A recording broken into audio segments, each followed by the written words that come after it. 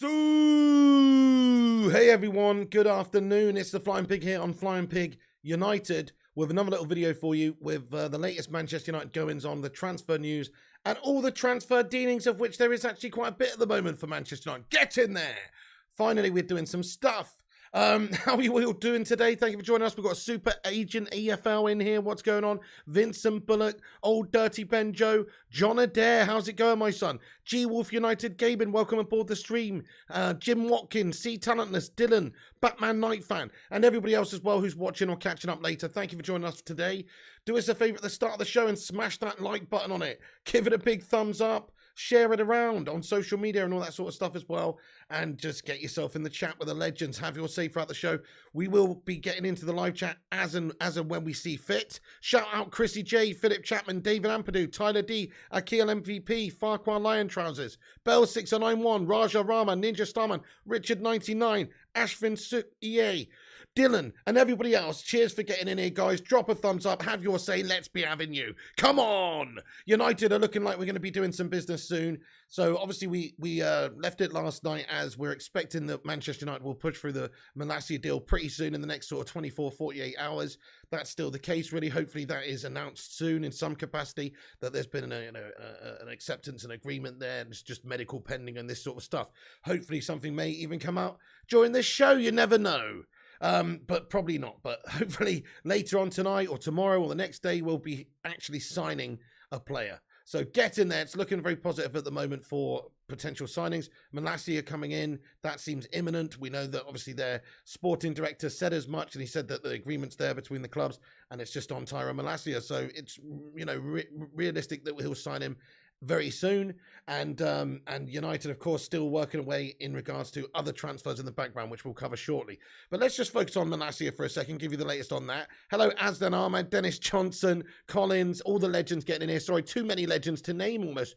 But thank you, everyone, for joining us. We've got plenty to get into today, so we're just going to cover it bit by bit. Let's start off with Malacia. Well, there's a little bit on the Malacia situation and just in regards to Martinez as well. So the negotiations obviously at different stages. So it's understood Arsenal, just in regards to Martinez, to talk about this situation real quick. So United understood to have an interest in Lisandro Martinez from Ajax, of course, because of that whole Ten Hag link and that whole history that they've got. So it does make sense that he would maybe be interested in him. There's a negotiations that are taking place between Arsenal Hollands and Ajax here, and it seems like we're just sort of letting everything happen, and then maybe we will swoop in and have a cheeky little bid. There is a lot of speculation to say that we will maybe be going in for a bid for this Lisandro Martinez pretty soon. So hopefully that is the case, and if we could get him as well and just bolster our defensive options, I think, yeah, then we would be feeling pretty confident with the likes of Jong coming in, Malacia, if we could get Martinez who can play DM as well. It'd just be fantastic. Yeah, A-Bub comments, I want Martinez over Anthony. I mean, in some ways I do too. Anthony's a more, he's an attractive signing because he's obviously an attacking player, Brazilian vibes. But for what we actually need, somebody that can play both centre-back and DM, I'm with you on that one. I think Martinez makes a heck of a lot of sense and probably represents good value as well at the sort of money he's being talked about, which at the moment, as you see from here, Arsenal already submitted official offers up to 40 million euros plus add-ons for Martinez. So they're expecting, some more negotiations, maybe a little bit more than that. But really, you're not talking about a great deal more money. Maybe Ajax have been talking about wanting 50 million euros for this guy, which is about 43 million pounds. I mean, you probably won't even have to pay that much for him.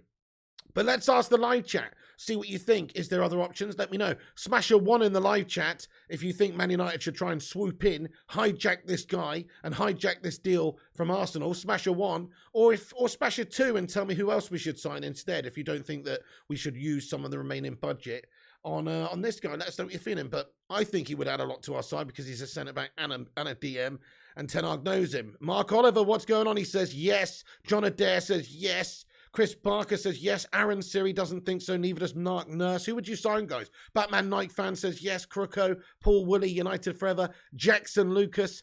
Most people say yes. Pau Torres is a good shout, Ninja Starman. Yeah, fair play. Lomi Kone doesn't think so. Neither does G-Wolf. Thinks Anthony all day. Right, interesting one. So, Anthony, there is another option, of course, and it could be a case of we might even be able to get both of them. But if it's one or the other, then, I mean, I do think we'd be better off strengthening a little bit further in the defensive options, personally, because we are ropey as foot there, guys. I mean, there's nothing to stop us playing a cheeky little midfield of, I don't know, a holding midfielder such as Martinez alongside. You've got De Jong and also, Bruno just in front of them, like a 3, but we've got one holding midfielder. It's a 4-3-3. We've got 2 midfielders, De Jong and Bruno, and then a holding midfielder. Or you can do lots of different things, like play him alongside Varane at the centre-back position, play De Jong alongside Donny, and then have Bruno in a more conventional position where he's played recently as well. It does. There's a lot of different options that Man United could put out there if you get a player who's versatile and can play centre-back and play DM. This guy has definitely got the option to play both. Ghost thinks United can get someone better. Philip Chapman says, screw Arsenal. Can we get somebody better, though? You have to remember that United, we are actually in a bit of a gas situation at the moment, mate, where, Europa League dross. We've been playing like arse. We've had that issues, of course, with the last year with Oli getting sacked, Rangnick come in and had a stinker, and lots of players down tools, and it was just an absolute shit show. Lots of players left. Is it the most attractive club to play for right now? If there's the actual top players, the top players, most of them are thinking about going to Champions League teams. That's the reality of the situation. Maybe we are a bit lucky in the sense that De Jong has that Ten Hag link, so we can maybe get a player like that. But other than that, we're not signing anyone who's like super duper playing for any of the top teams, I don't think. Okay, Ajax are in the Champions League, but, obviously they've got a ceiling to where they can get to, really. So, in regards to who we should be signing, he's a good option right now. Hey, Big Bear, what's going on, you legend? I hope you're good, man. De Ligt, says Dylan. Okay, well, if he's available and if we could afford him, then yeah, De Ligt is a fantastic option. Thing is, he would be like 70 million quid or something, I think. So you're talking about a shitload of cash for this guy, and it's a lot of our budget. Would we be able to strengthen all the other areas of the team that we need to strengthen if we were to sign a player like that? But great shout, though. Great shout, though. Get the old band back together. Hey there, Nas786. We're going to get into it here, man. Pig, would you be happy if Ten Hag made a swoop for De Ligt next? Definitely, old Dirty Benjo. I mean, it depends how much of the budget's left. If we're prepared to spend this summer and get all of these great players that are available, then yes, definitely. The problem is if we've got a finite amount of money, like 150 mil to spend or something like that, then obviously that's going to get eaten up pretty quickly. In fact, you'd only be able to really sign one more player, which would be De Ligt in that case. So you've got De Jong for best part of 60-odd million quid. You've got, Malacia 15 mil, Eriksen's on a free. And then really, what's your budget left? I mean, probably the budget left would be enough to buy either Anthony and Martinez or just De Ligt, something like that. So I don't know, you kind of have to pick and choose. Okay, thank you very much, James94. And I have a look after my son. Top man, thank you very much.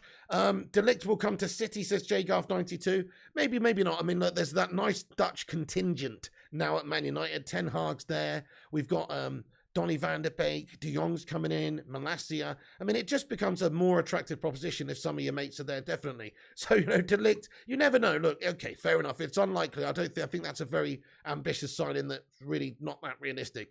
But you just never know. It depends how ambitious Man United are in our transfer window. And maybe if we can get rid of a few of these other hangers on at the club, let's just say you do sell to Anzibi for 15 or 20 mil. Probably not, but let's just say you do. Let's say you get rid of Bailly for 8, you sell Phil Jones for a packet of fucking Watsits, and you try and maybe offload a couple more players like Telles Wan-Bissaka. You get yourself quite a bit of money in order to add in and maybe get a player like De Ligt, and then maybe get another player on top. So it depends what sort of outgoings we have at the club as well. We don't really know if Ten Hag's thinking about selling a lot of players in order to restructure things. We don't know if he's got a player in mind, though. This guy's not really my type of player, I'm going to sell him. We don't know, but he certainly will. I would imagine he'll give these guys chances in pre-season. Obviously, give them a chance to perform, give him a chance to impress him, and he'll judge everyone in the pre-season. And maybe we will see 1 or 2 players going out. But I can't see us doing a lot of business on the outgoings because we seem pretty gas-tastic when we're getting rid of players. In all fairness. Bell says De Ligt isn't worth what Juventus want for him. Okay, well, let's have a little vote, guys. Thank you, Bell, for your comment, by the way, lad. Let's have a little vote in the live chat. How much do you think, in pounds sterling, do you think that it would take? Or no, do you think that De Ligt is worth? So, he's similar money to De Jong, I think. It's that sort of money you've got to be paying for him. 65 million quid. It's a lot of money. He's a big name player. He's a star. He's a big you know, he's obviously, he's that same sort of caliber. I don't think they would let him go for anything less than that, in all fairness, because he's a big player. He's worth a lot of money. 65 says Chris Barker, 45 says Connor, 45 says Bob, Bell says 50, Batman says 65, Diamond says 80. I don't think we're going for De Ligt, to be fair. Salty Waste and Man United going for De Ligt. I don't think we're going for De Ligt. But it would be nice to think that we could get De Ligt with Ten Hag here, and maybe if we're signing some of these other players like Jong, it does just maybe increase the likeliness that it could happen. Depends how much United are willing to spend, what the budget is, how much ambition the board and the owners have, and it just does depend on a lot of different things. But yeah, we're not going to talk about De Ligt, mate. We're talking about Martinez, because De Ligt is not really that realistic. Martinez, though, is negotiating with Arsenal at the moment, and they've already submitted bids. They've had one knocked back at 30. I think they've also had another one knocked back at 40, but the Ajax are just trying to squeeze a little bit more money out of them. United are currently busy, of course, with the Tyrell Malacia deal, getting that over the line and working on Frankie de Jong. And we've also had contacts with Lissandro's agents. This is via Fabrizio Romano. So, you know, we have been in talks. We have had conversations, it seems, for Martinez, so there is some interest there. Ten Hag, it makes sense. They've got that relationship. He signed him previously from Argentinian club Defensa for £6 million in 2019. So he's got that relationship. They've got that understanding. He's developed him. He's only 24. He has been capped for his country. He is a good standard player.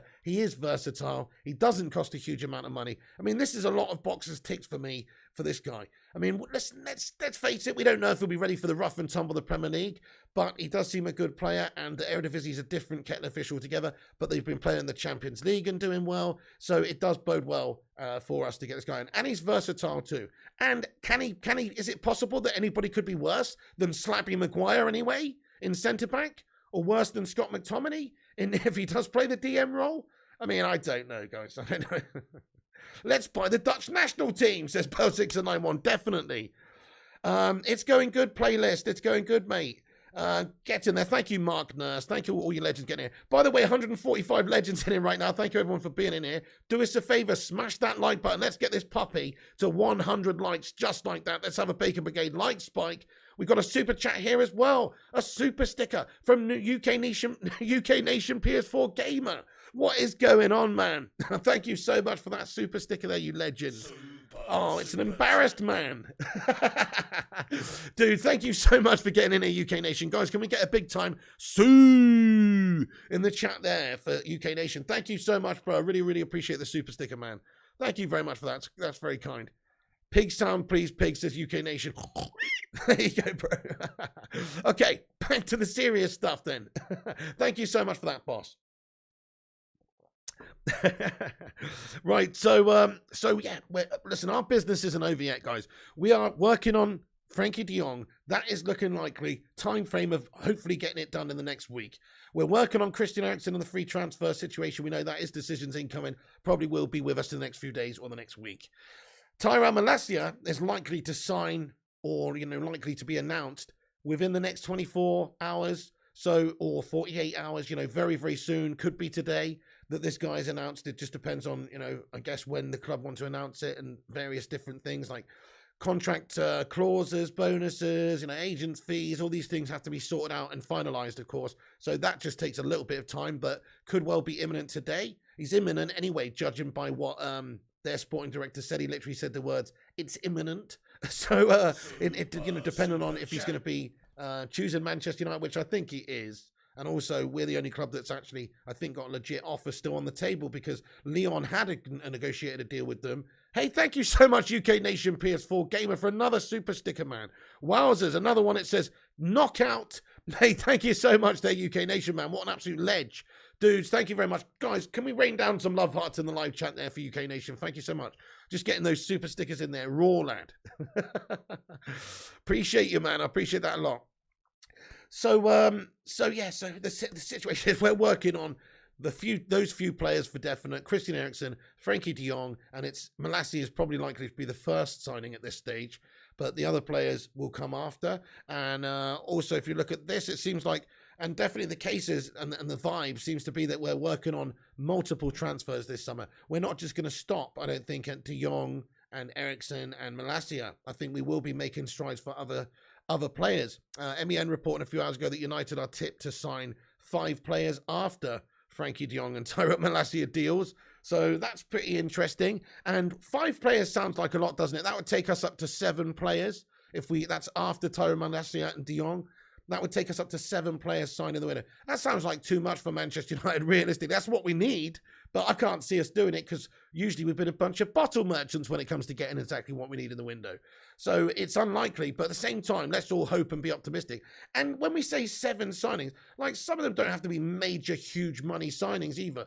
In fact, it sort of leads me on to just a little side story here, which we're going to talk about now, because... well, we might as well, seeing as it's one of the players that we could sign, I suppose. United have been working on a goalkeeper for the summer. We've been linked with players like Daniel Bankman, Sam Johnston, various different players that could come in and play a backup role. Henderson's gone out. We've still got Tom Heaton around, but Tom Heaton's like happy to be a third backup, really. And if you want somebody a little bit better caliber, then you should probably look to sign somebody as a backup, right? However, not that anything's wrong with Tom Heaton. I suppose we don't really need to sign another goalkeeper. However, some news has surfaced in regards to Sergio Romero, and it's reported quite far and wide at this moment in time that Man United haven't signalled a formal interest in Sergio Romero this summer, but he would be open to a return in a backup role. So there are lots of reports coming out that Sergio Romero would be interested in coming back to the club. For a start, let's just discuss this. Smash a 1 in the live chat if you would take Sergio Romero back as a backup. Let me know. Smash a 2 if you don't think so. Me personally, I'd have him back in a heartbeat, guys. That guy was the best backup goalkeeper ever. I mean, he literally was. Whenever he came in, he basically did a good job. He more or less was like having a good, just another keeper there who's just dependable, but he just comes in as occasionally. He was even given nods and runs in cup tournaments like the Europa League and stuff all the way to the final and all that kind of stuff, and did really good for us and did really well for us. Like, we did this guy dirty towards the end. So we'd signed Henderson. Henderson became a new second goalkeeper for us, clearly behind David De Gea. And he was clearly ahead of Sergio Romero because Dean Henderson was being paid £120,000 a week. And of course, he was on the back of a good season, he was playing regularly. So therefore, the pecking order was changed. Sergio Romero then went to being third goalkeeper. He wasn't happy with that. He likes to be part of something big, but he still wants to have some input, it seems. I respect him for this. I respect him for the fact he wanted to leave Manchester United to go somewhere else because he wasn't going to get any game time at United, but he was happy playing a second fiddle role and having an input, which was a good input. It wasn't a huge input, but it was a good input, and being part of something a little bit bigger there. And so he was quite happy playing the second fiddle, but he was not happy playing the third fiddle. And I respect that. He went away, we did him dirty, we didn't let him go anywhere for a while, he just festered around, and then he's gone, and then now he's maybe potentially wanting to come back. I say we sign him right up, guys, because he's not going to be a lot of money, and he was fantastic for us, absolutely. Lots of ones come to the live chat, everybody, Paul Woolley, Ghost, Batman, Ninja, Ashley, Bailey, Vincent, Bell, everyone commenting and saying, pretty much, a couple of people saying no, but pretty much saying yes, they would have him back in a heartbeat because he is a good goalkeeper, guys, and he never really let us down. He seemed like a nice character. He always played pretty consistently for us whenever called upon. He even had quite a lot of appearances for us. I mean, let me just get his stats up in front of us, actually, because it's just interesting to see how many games he actually did, play for us in regards to overall, because there's quite a few guys. There was a lot of memories, Europa League games and things like this, and just generally throughout his United career where he did play quite a bit.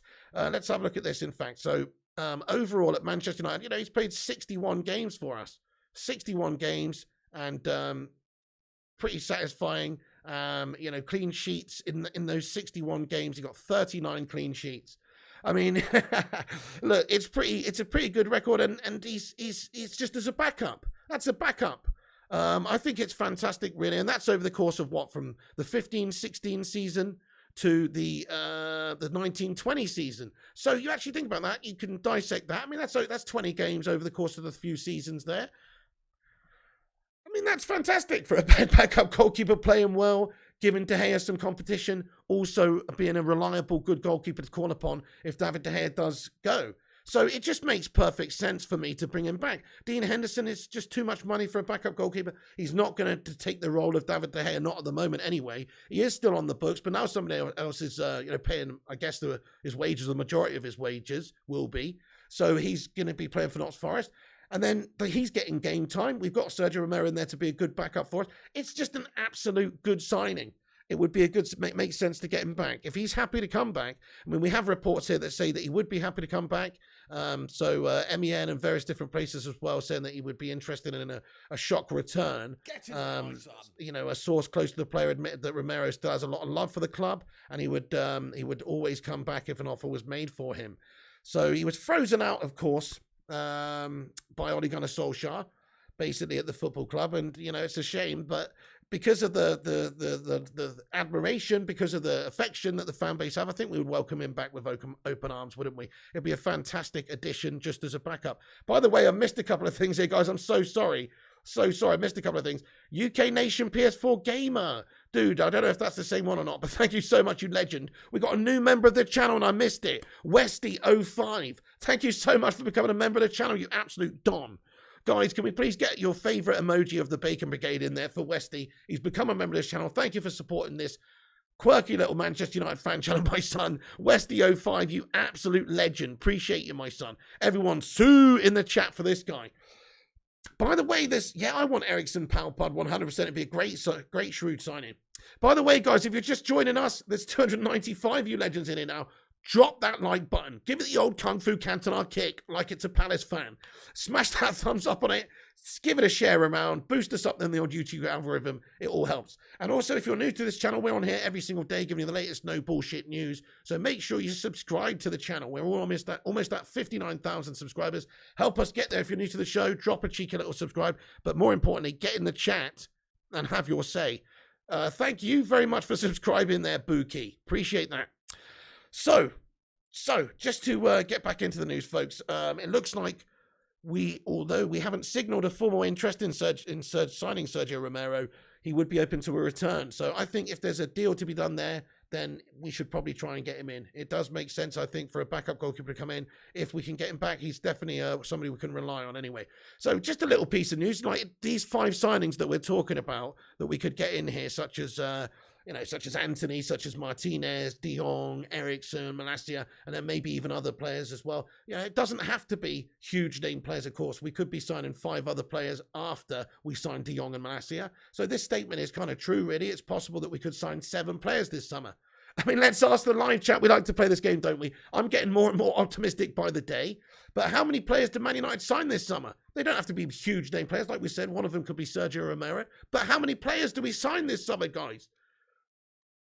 I'm going for 6. Then we'll get 6 in, and whether or not, I don't know, one of them will be Sergio Romero, probably not, but you just never know. But I think probably 6 players will be coming in. Agrippa Chinhara agrees. G-Wolf thinks 5. Playlist thinks 4 minimum. Rajon says 4. John O'Connor says 7. 5 says Salty. 4 says Josh. 6 says Tad. 5 says Crew. Tyler says 4. Okay, so nice one, guys. Everybody's feeling pretty optimistic here. Lomi says 4. Old Dirty Benjamin says 3. John Adair says 5. I think we'll get a lot because, well, we had 6 players go out in the summer for a start. That's a good indicator. Hey, Kate Cadet, you're so right. He says Sergio Romero is the best number 2 we ever had. Couldn't agree more. He actually is the best number 2 we ever had. I'm trying to think of another one.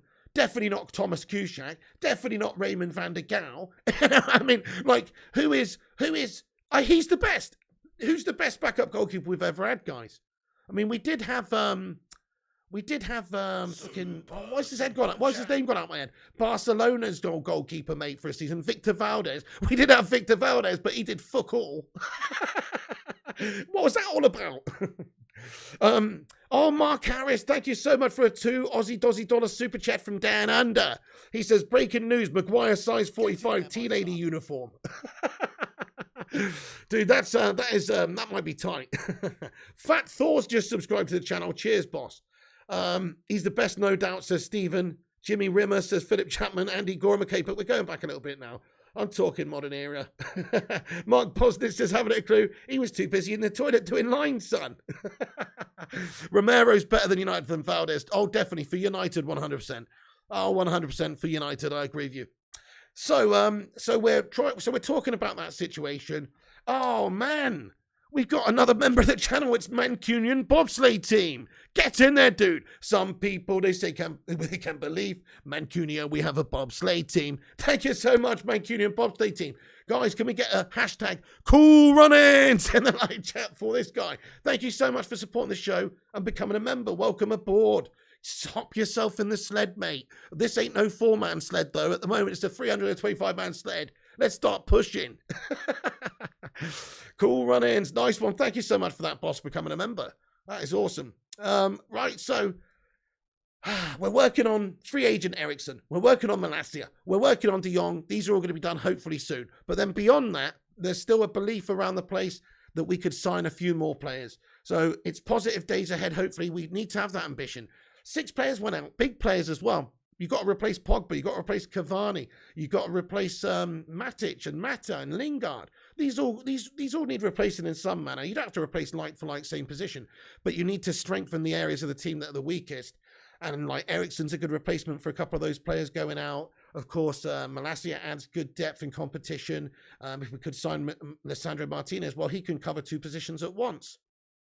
We haven't even talked about Timber much recently because there's an understanding he might not want to come. But I wouldn't rule it out either. I'm just saying we don't know what Ten Hag's battle plan is.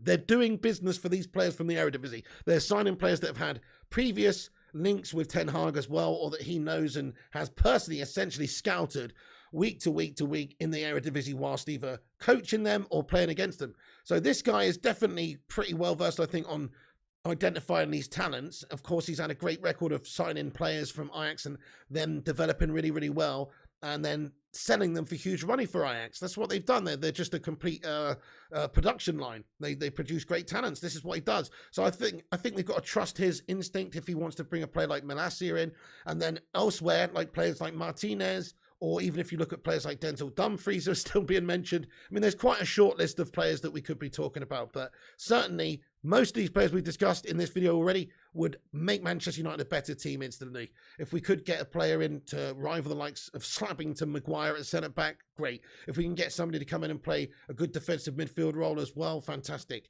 Because this is what we need. It's what we need. We are struggling, particularly in the midfield and the defence. We had Roy Carroll. Oh, great shout, Agrippa Chinhara. He was shite, mate. Oh, dear. So we are approaching this window, it seems, with a new sort of strategy. We're looking at players that Ten Hag has that history with, or that he certainly knows well, and that he has identified as good talents that can help Manchester United. Hopefully his judgment is correct. Hopefully these players will adapt to the Premier League and be absolute bosses in the Premier League as well, because they have been very good for Ajax. But one thing we talked about this window a little bit is what sort of an influence Jong can have on the club. And what he can do is, because he's got that relationship with Ten Hag and he's a great controller of the game, i.e., you know, the pass master, the playmaker, call on the ball retention, all that sort of stuff is very important for a Ten Hag system. He's going to want the midfield to be controlling the game and creating lots of chances and playing forward and, you know, and dissecting the opposition. So he's going to want something like Jong. And then if he gets him in there, he's able to maybe bring about a new philosophy, bring about a new style of play, bring about a change in a style of play much quicker if he's got players that have already been doing it for him previously. I know he's been at Barca, but previously, you know, knows all about the vibe. And then you've also got maybe, you know, if Martinez came in, same sort of thing there. A couple of extra players, Anthony as well. All of a sudden, you've got an influence. All of a sudden, you've got a direction that's already being pulled in or pushed in by these few players that are already familiar with what's sort of going on. And that may not be the case. We may not play exactly the way Ajax play, especially not to begin with. But I think that Ten Hag's idea at United is to take us to be in a properly attacking football team. Thank you everyone for joining, mate. Mancunian bobsleigh team, message retracted. I don't know what that said, but welcome aboard. That really appreciate you, man. Fabian Barthez was shite too, yeah. But he wasn't really a backup, was he? We brought him in to be the man, but he was just ended up being an absolute bottle merchant, lad, for us.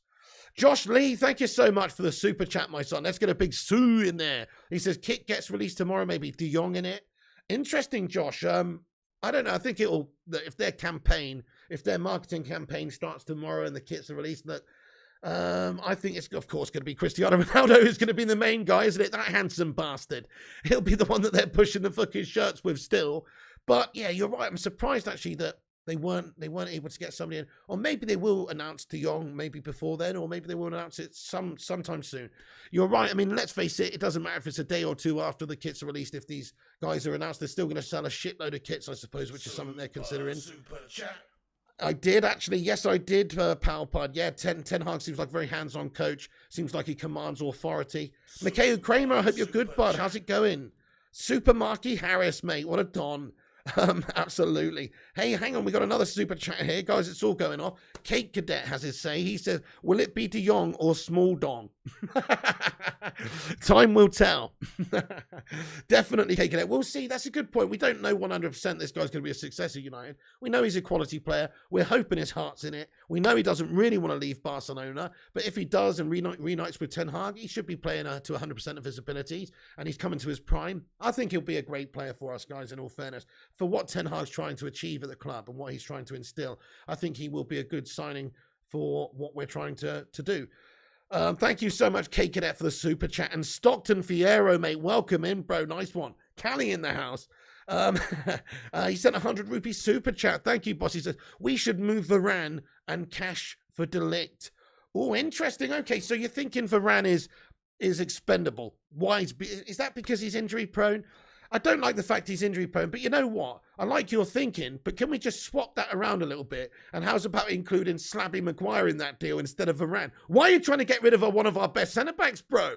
Look, this guy is injury prone, and he does have issues with fitness. We know that. He's not going to play every single week to week. That's just how it's going to be. But when he is fit, when he has come back from injury, when he has rehabilitated and he is fit, he's excellent. And I think even this season just gone, where the defence was shite and we looked absolutely ropey, I would still say he was our best performing centre-back over the course of it. Sure, he made his errors. Doesn't help when you've got a bloody concrete tombstone as your centre-back partner does it and gash wing-backs next year. It doesn't really help. So I don't think that we can really say that, oh, Varane's not up to standard. Let's see what he could do with a proper midfield in front of him as well. Imagine trying to play in that United side as a centre-back and you're constantly exposed with the likes of McTominay sharting the bed, giving the opposition away, Fred passing to the opposition erratically, and it's just not really... It's not easy work, is it? Whereas if we get a couple of quality players in, around him and just in front of him, etc., next to him, I think you'll see a much more consistent, much better Varane. But also his injury concerns are always going to be there. So all the more reason to sign another centre-back. And we still got depth for days in the centre-back position. We've got too many players there. Twanzebe needs to do one. Really? I don't think he's going to feature much. Maybe he'll surprise us, but I don't think he's going to. Of course, Bailly. I mean, I wouldn't be bothered if Lindelof was sold if there was a good offer for him. Phil Jones, of course. There's so many surplus players at centre-back. That's where we need to strengthen. And I think keep Varane. But fair play to you. Thank you so much for getting in here, man. But I would be so happy to see Maguire sold in that direction and possibly get somebody in the opposite direction and he can just be a make-weight for the deal. Guys, 147 likes on the stream. Keep dropping that thumbs up button. Nice one, everyone. It gives us a boost. We will also compete with clickbait merchants and corporations. So if you enjoy this sort of no bullshit and independent sort of fan channel here, one-man band, show your support by dropping a cheeky little like. That's all we ask. It's free to do so. And also subscribe to the channel. Get yourself involved in the chat as well with the legends. We always have a big Q&A at the end of the shows. So if you don't get your comments read out now, there's a lot of people chatting. Don't worry. We'll get into it raw for a good 15, 20 minutes or something at the end of the show. So you can get all your thoughts, etc. read out. Okay, so, yeah, get in there. Oh, thank you, Mark Harris, for another super chat, my son. Sue. He says, Ten Hag is exciting me like Des O'Connor's best of. I don't really know if that's a good thing or a bad thing, to be honest with you, Mark Harris. I'm guessing a bad thing, but to me it's exciting because he is bringing about new change. There is new players in, and what I like about it is he's clearly got some sort of authority there when it comes to bringing in players, because it seems like all of the players we're going for so far are Ten Hag signings. They're not signings that are forced upon him by the board or, commercial signings necessarily. They might all tick certain boxes, but he's gone to get Malacia because he's familiar with him. He wants him. De Jong, they've been working on that all summer. Big money move because he wants him. And, it's that sort of Ten Hag player.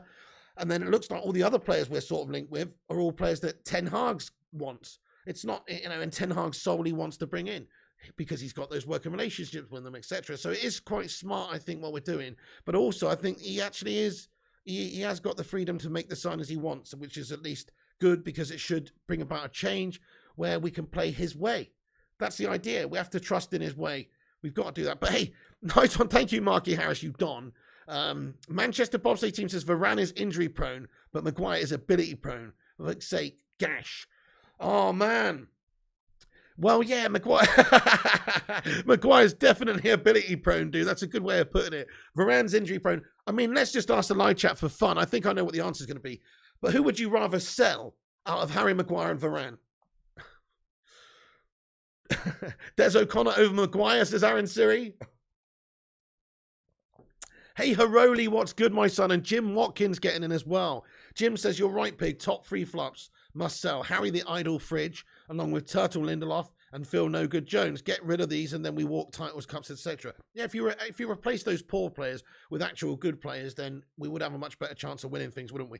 Maguire says Batman Night fan. Harry says Scott Kent. Bo says Philip Chapman. Nice, guys. Absolutely lovely. Lovely suggestion. I agree with you. Maguire out. Hashtag slab out. It's time that we sent him off back to, never mind Love Island. He needs to piss off back to Easter Island. You know what I'm saying? With that looking slab. Anywho's. Okay, so Lisandro Martinez is becoming Manchester United's next top defensive target. So Ten Hag's made his, suppose this is on 90 mins, and various different outlets are suggesting that Martinez is really high up on Ten Hag's list. We haven't made a move for him yet, but we have had discussions with Ajax, which has been confirmed by Fabrizio Romano. It's Arsenal who have the strong interest in him at the moment and are negotiating him, actually making bids and tabling bids, and they formalised their offer, of course, by submitting bids. But Ajax seem to be holding out for 50 million euros for him, maybe a little bit more squeezed out of Arsenal. But really, I think what United need to do is just wait for this negotiation to get to the point where, yeah, okay, they're accepting Arsenal's offer, and then we just match it or go in with a couple of million euros more. And then, of course, like we've discussed, if you're Lisandro Martinez and you've got an offer from Man United or Arsenal, there is no benefit to going to Arsenal here. I don't think so, because there's, what's the point? What's the point? I mean, then they're just in the same competition we are in Europe. They're a shitter club. We've got Dutch contingent players. We've got players that he may well know. We've got players as well, you know, that are coming in from his team that he's played for. Players potentially anyway, like Anthony as well. So, you know, it just makes it a little bit more attractive. And plus the big attractive proposition is that, well, Mr. Stone Cold Steve Austin himself, Eric Ten Hag, is in the hot seat. And so for that reason, it just becomes, oh, it's an easy decision. Unless the money was huge from Arsenal compared to what Man United were offering, I would suggest that it's a piss easy decision for him to make to go and join Ten Hag at Manchester United and be a part of Manchester United's rebuild and project here, rather than going to play for shitty Arsenal-Hollands. You know what I mean, guys? It's the easiest decision ever. So he would definitely go to Manchester United, I think, if Ten Hag and Man United do want him and do put a bid in for him. If there's a bid that's matched from Arsenal, or we go in and swoop in and hijack the deal, I think he will come to us, guys. I honestly do. But we'll ask the chat, just for fun, where does Lisandro Martinez play his football next season, guys? Have a little punt in the chat. Arsenal, United, Ajax, somewhere else, let us know. But we're due to be offering around about a supposed £40 million offer, which is, you know, what's that? Closer to 50 million euros, but it's not quite. United, says Batman Night fan. United, says Mark Egan. Mark Harris says, breaking news, Ladbrokes latest slab, even money to be sent in Man United programs. say that's a good job for him. MEFC says John, Man United says Days Gone. Arsenal says Aaron Siri. Tranmere Rovers says Chris Koo. Okay, fair enough. I mean, look, at this stage, all we know is that Arsenal have had proper formal offers submitted and rejected. So they are the ones that are leading the chase at the moment. But you could have said the same for Tyrell Malacia with the Lyon situation, yet Manchester United swooped in and agreed a deal for slightly more.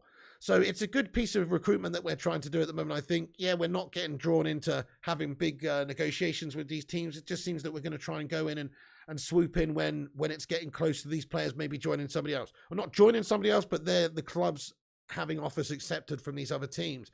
So Arsenal trying their best to get him, but Manchester United looking to just stitch up Arsenal a good in here.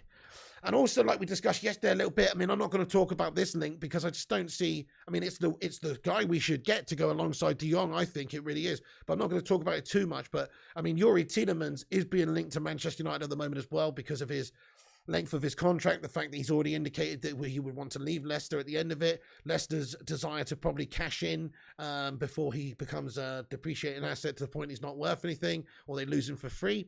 And so therefore, they're looking to sell him for as peak amount as they possibly can. But because of the reasons that we just said, he's not a huge amount of money, maybe 45 mil, 40 mil, something like that. To get a player of Youri Tielemans' caliber would be sensational. So that is being linked, but I just don't think it's that realistic. I think Ten Hag's priorities are probably to get De Jong in and then maybe even get that Lisandro Martinez in and possibly Antony. But hey, look, I would really, in all fairness, you can actually stick Antony for now. And if the opportunity came up to sign Tielemans, I would go for it 100% because he's a quality-proven Premier League player. I know Ten Hag hasn't had that relationship with him, but he's a very talented individual, and I think he represents good value for money at the moment compared to a lot of the other players we could go and sign. So I think it would be a good signing. Ghost says 45 million, Tielemans not worth that. Well, maybe 40 million. There's actually reports, 35 to 45. I'm just thinking worst case. It's because of his contract length and his fact that he's already decided to go. But, I mean, smash a 1 in the live chat if you would rather have Youri Tielemans over Antony. Smash a 2 in the live chat if you'd rather Antony over Tielemans. Because maybe we could get Lisandro Martinez and Tielemans, but I don't think we could get all three. No way. I don't think that's possible at all. But we could probably get Martinez and Tielemans, and Antony's the most expensive out of the three as well.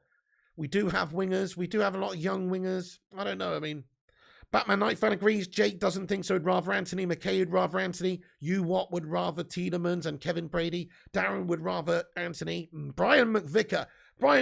Hey, how you doing today, Brian, man? Brian McVicker is an absolute legend. Let's get some love hearts in the live chat for you. I hope you're doing well today, boss. Because he sent me a PayPal over after the show yesterday, just randomly, man. That's very, very generous of you and very kind of you, mate. Brian McVicker, you fucking legend, mate. Supporting the show in the shadows. He doesn't want the recognition, but I'm giving it him. Brian McVicker, thank you so much, you legend. I appreciate you, man. What a legend. Okay, so I hope you're well today. Michael Lewis, what is going on? Bless up yourself.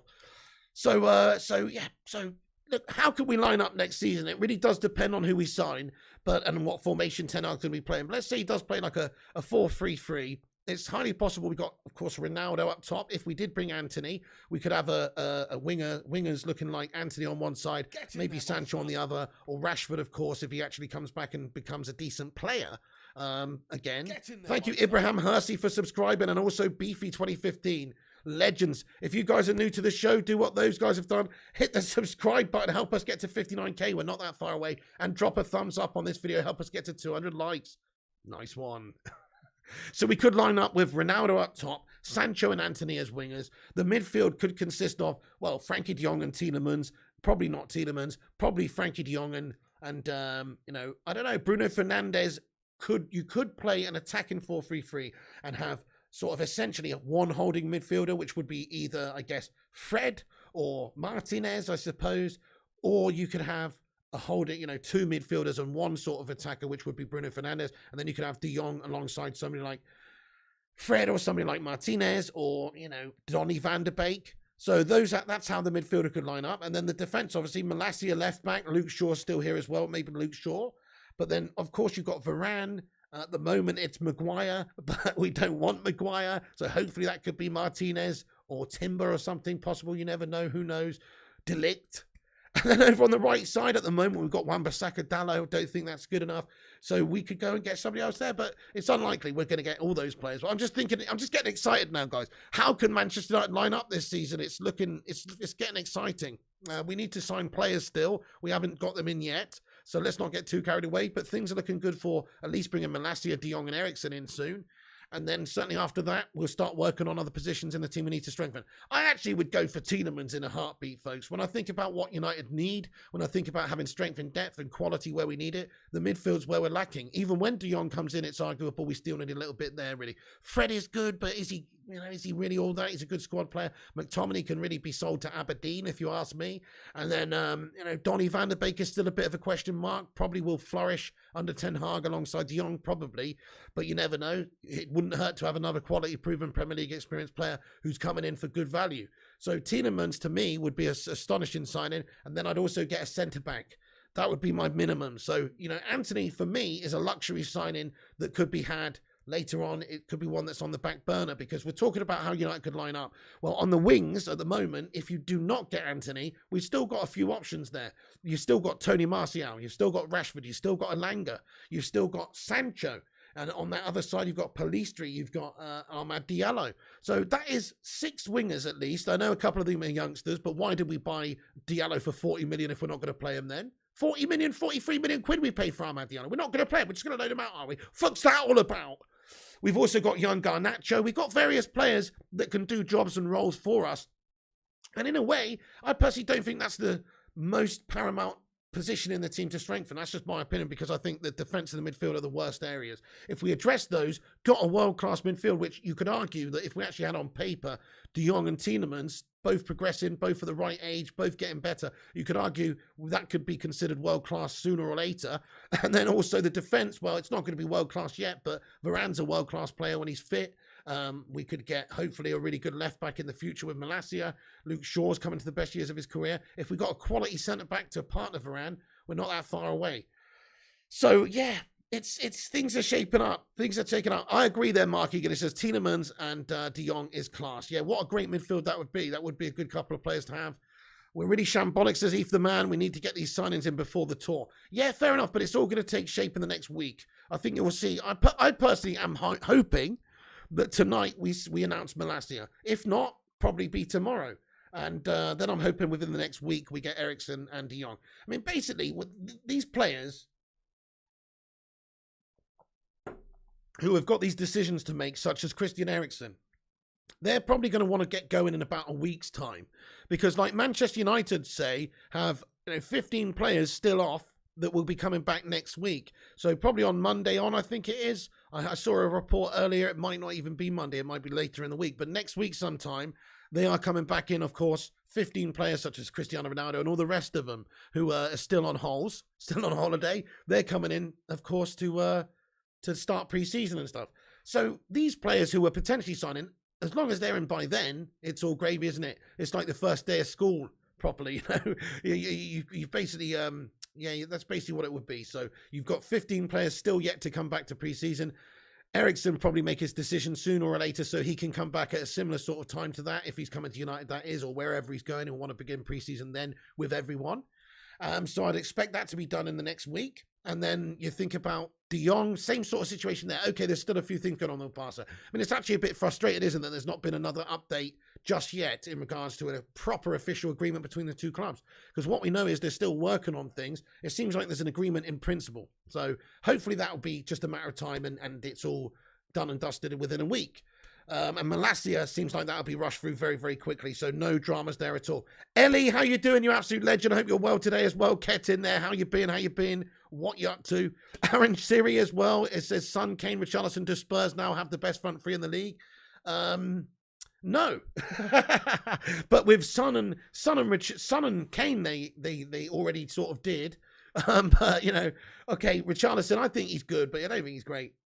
But yeah, Ellie, great to see you. I hope you're doing well. And Jonathan Gallagher, sorry I missed you there as well. A couple of the legendary mods getting in here. Shout out to you guys.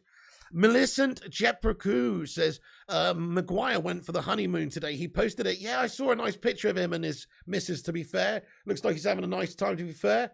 And good luck to him. You know, congratulations. Let's get a hashtag congratulations to Harry Maguire. Now get out. You know what I mean? Congratulations, Harry Maguire. Very happy for you. Very happy for your marriage and to your beautiful wife. Congratulations. Now piss off, lad. That's how I feel about him anyway. Okay, so right, Richarlison, just speaking of Richarlison, you mentioned it, so let's talk about it. I mean, I'm only going to brush up on it for a second. It's not us, is it? It's not Man United news. But yes, look, you can see this earlier on. Fab posted Tottenham has signed Richarlison on a permanent deal. Here we go. First part of paperwork's now signed with Everton after full agreement on personal terms. The fee will be 50 million guaranteed plus add-ons. A heck of a lot of money for shitty Richarlison. Richarlison on his way for medical tests in Brazil makes the Jong deal seem pretty tasty to me, guys, and some of these other transfers we're getting done look pretty good value when these players who like Richarlison are good players, but I don't think he's ever going to get you 25 goals a season. I think he's a good player, but he is a good player, definitely, and I like his shithousery towards Liverpool and stuff, but nah, I mean, he's not 50 million, is he? They've had to pay a premium to get him from another Premier League team. That's how it goes. It's a garbage signing. I don't know. I think he's a good signing for them. Of course he is, but he's not a great signing. I don't think so. It doesn't represent great money. Anyway, value for money. Fabrizio Romano then tweeted a bit later on and said that Chelsea did in fact make an attempt to hijack the Richarlison deal before an agreement was made between Everton and Tottenham. And it was in place this morning for 60 million. Spurs have a full agreement, though, with Everton and Richarlison on personal terms. Just waiting for medical in Brazil and player signature. That's from Fabrizio Romano a few hours ago. Let me just see if there's any new updates. Oh, wow, we've got a little bit of an update here in regards to Cristiano Ronaldo, Bruno Fernandes. Let's just have a look at this. So give me 1 second. I'll get this up on the screen. Thank you so much for another super chat here from Mark Harris. Mark Harris says, does Slab's wife wear a strap-on? Arteta deep in. Are you suggesting Harry Maguire is into pegging? I don't think so, but you never know. I mean, he has got that certain look on his face, doesn't he, sometimes? You know what I mean? That startled look. Hey, Mark Harris, mate, thank you very much for the super chat. And you what? Crikey.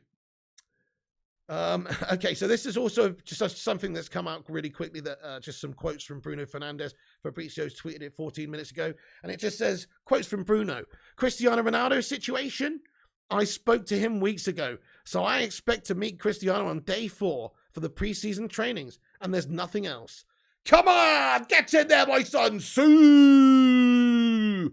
Hopefully that's the case anyway. We've been talking about the possibility, not really, because I don't think he's going anywhere, because he's just worth so much to us to keep him this season. We'd rather see him leave on a free and him play with a pissed off attitude than not have him at all, I think. So even if he wanted to go, he's our player, he's contracted, Ronaldo's ours. You're here for a season, sir. We need you. We need you. But anyway, Bruno Fernandes said his situation is, I spoke to him weeks ago, and he expects to meet him on day 4 for preseason trainings, and there's nothing else. I don't think Man United are open to lose a top resource like Cristiano, he added. Of course, we're not open to losing a top resource. I think he's going to be banging 20-plus goals for us this season. If you look at the impact he had this last season just gone, even with the team being shite, he still managed to get 18 league goals. Pretty impressive statistics considering he came in a few games late as well at the start of the season. And he was playing in a gash team that couldn't create him chances. And he was isolated up the top of the pitch for half the games. So I think that he is a remarkable talent, remarkable player. We're lucky to have him. Don't let him go anywhere. Keep him at all costs. And watch him bang 25 goals this season as long as we can get United firing behind him. And Ten Hag's getting this United playing a good attacking style. If we can do that and keep Ronaldo fit, of course, that's going to be a factor at 37. He might not be able to play all the games. I think he'll get 25 league goals for Man United this season. He got 18 last season in a shit team. If we start playing attacking footy, he's going to bang him in for fun. He's still got that ability. Just, you know, people say he can't play in a 10-out team because we need to press from the front. He's still mobile as fuck for someone who's that age. And plus, he's so physical in the box. He's getting up there. He's getting you headers. He's getting you those leaping headers from set pieces and stuff. Valuable goals. He's also a fox in the box. Just get him playing on the last man, making that his movement's still insane. It's insane. Get him staying on the last man and just running in behind.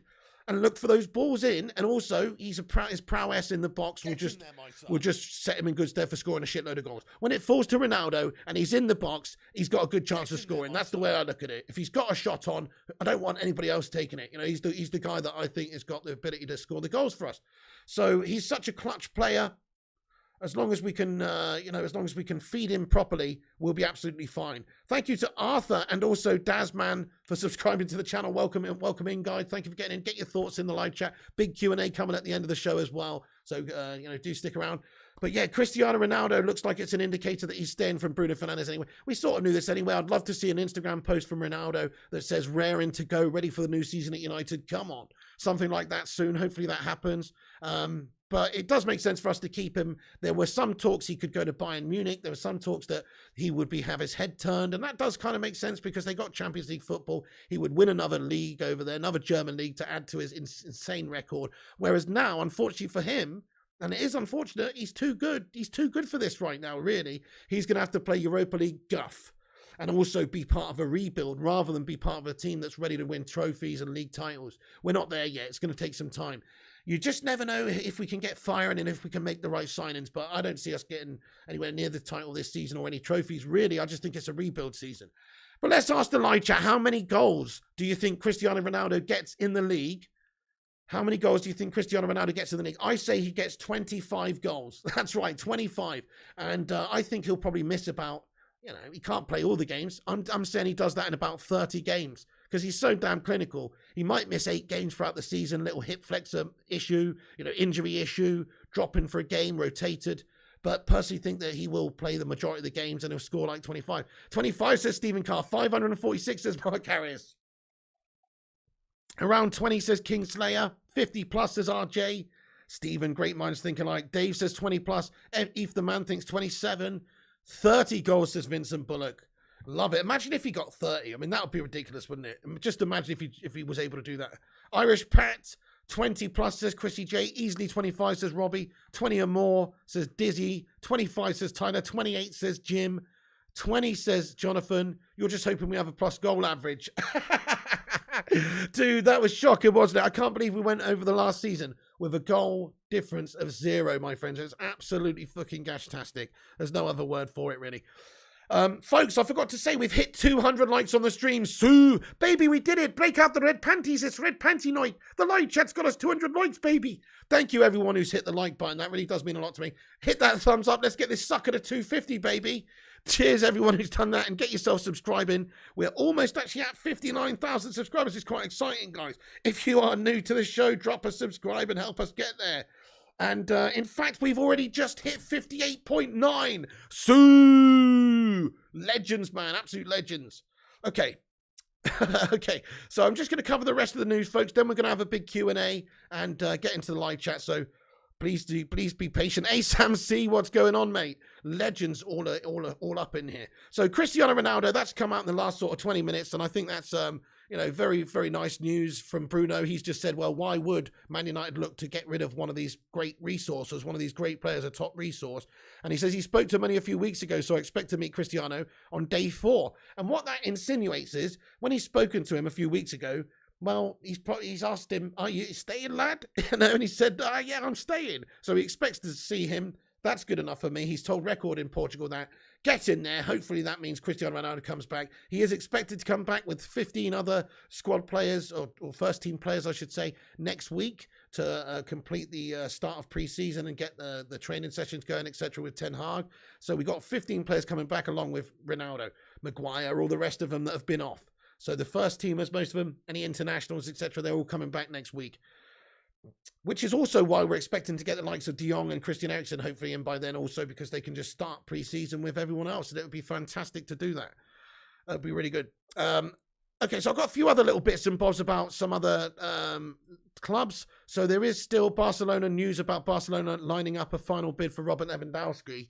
So they're preparing a final offer believed to be about £40 million, 40 million euros, sorry, with some add-ons possibly. They've basically, the Bundesliga champions have basically, refused the offers so far, but we know Lewandowski's situation. He has literally been quoted as saying he wants to leave and he can't see his future at Bayern Munich and he wants the club to find him a new club. His contract actually expires next June, so they do have him contracted for another year, but look, if they don't do anything about it now, they're going to lose him for free. Maybe they're resigned to the fact that, let's face it, his goals are worth more to them than the money. But if Barca are prepared to pay, 50 mil for a player that's one away and 33 years old, and also, is just not really probably going to perform to the same level because he's already said, these are his direct quotes that he said. He said, my era at Bayern is over. I don't see any possibility to continue playing for this club anymore. Bayern's a serious club and I believe they won't keep me. I don't want to play there anymore. A transfer is the best solution. I hope they don't stop me. That's what he recently said to reporters. He did score 50 goals and registered 7 assists in 46 46 appearances in all competitions, though, for Bayern last season. So if I was Bayern, I wouldn't want to get rid of him either, in all fairness. You know, I mean, I'd rather keep him sweet for another season, definitely. But look, they're going to lose him for nothing. I mean, let's ask the chat. Do you think he stays or goes? Because this could have an implication on whether or not Barca do actually finalise the deal, I suppose, for Jong. But do you think he stays or goes this summer? Because I think he does go, because of those quotes are pretty damning. It would be quite hard for him to stay now. I mean, yeah, okay, I guess it could be like the Harry Kane situation where he just sulks and says, oh, okay, I'm going to stay for the season and then leave on a free. But his position is clear. Roberts, but then again, their sporting director, I believe, was quoted as saying, yeah, Bayern sporting director Hasan Salihamidzic said, our position is clear. Robert has a contract until the summer of 2023. New bid from Barcelona. I'm not thinking about that. I'm expecting to see Robert in training at Sabanierstrasse on July 12th. So, you know, they're playing hardball. They don't want to get rid of him, and they're prepared to get a good amount of money in order to get him. Stays unless higher bid, says Ghost. Stays, says Pinto. Horao. Stays. He's going, says Ray Carl Brown. Amory. Bruno. Yeah, fair enough. So, in regards to Robert Lewandowski, looking like he may well go, but at the same time, they're going to have a bid accepted from Barca. We'll do a quick rundown of the news, actually, Shrinidi. He says, any news related to Martinez? We'll do a quick rundown after I've just covered these last little bits that I've got. And then we'll do a quick rundown, and then we'll get into the Q&A. So also reports coming out that Ruben Neves is expected to stay at Wolverhampton Wanderers just because of the amount of money that Wolves are asking for him, and the situation there seemingly is maybe from Barcelona also because of the De Jong situation, and they might be able to include 1 or 2 players that Wolves have an interest in on a part exchange deal apparently.